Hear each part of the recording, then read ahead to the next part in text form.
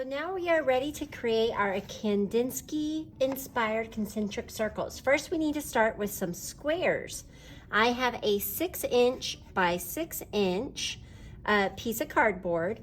I am going to line up the corner and the edges of my square with the corners and edges of my top of my paper. Get it straight as possible. I'm gonna hold it still. You might have a friend help you hold it. And I'm gonna draw a line right up against the edges of my square. Okay, so my square fits perfectly in there. And then I'm gonna slide it down, and I wanna line it up with the edge of my paper and the line I just made very carefully, and draw another line. You're gonna keep doing this all the way across your paper. So you're gonna have 6 squares. Line it up with this line in the top of your paper. And you continue to draw the lines along these edges of your square. 1, 2. You could also use a ruler and measure out 6 inches all the way around. But I think for my kindergartners, this might be an easier process for them. There's more than one way to do this step, of course. And voila, I have 6 squares on my paper.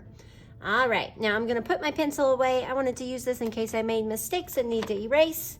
Now you're gonna use your construction paper crayons or regular crayons, and you're gonna draw some concentric, say that 5 times fast, circles with your crayons, any colors you want. So I'm gonna start in the middle and draw a little circle. It does not have to be a perfect circle.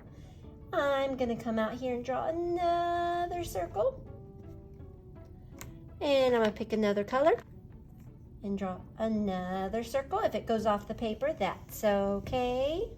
And keep drawing circles inside each square.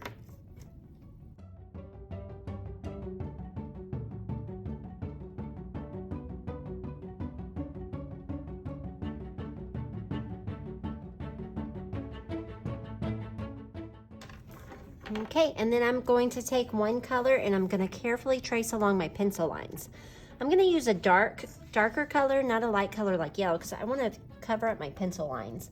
So carefully trace, nice and slowly, pressing down, trace over your pencil lines. We are ready to paint. So I'm going to put my crayons away and get my paint out. Now I have watercolor paint. We are going to do what's called watercolor resist. Wherever there's crayon, it will resist the paint. So I noticed in a lot of Kandinsky's concentric circles, he did warm and then cool color. So you're going to have a pattern. Choose a warm color and then do a cool color. Warm color, cool color. All right, so a warm color is red, orange, yellow.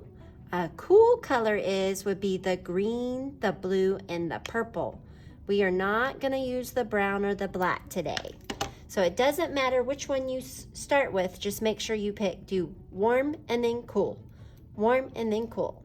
So I wet my brush, gently swirl it on the top, and then I will pick a circle and paint very carefully, staying in the lines, nice and slowly. Then I'm going to wash my paintbrush and pick a cool color. Let's go with blue this time. My next circle is going to be blue. Always wash your brush before you switch colors. So I have a warm color, a cool color, a warm color. So should I pick a warm or a cool color? That's right, I need a cool color. I'm gonna go with purple. So you're going to continue doing that in each square. Warm, then cool, warm, then cool. Or you could start with cool, then warm, cool, then warm.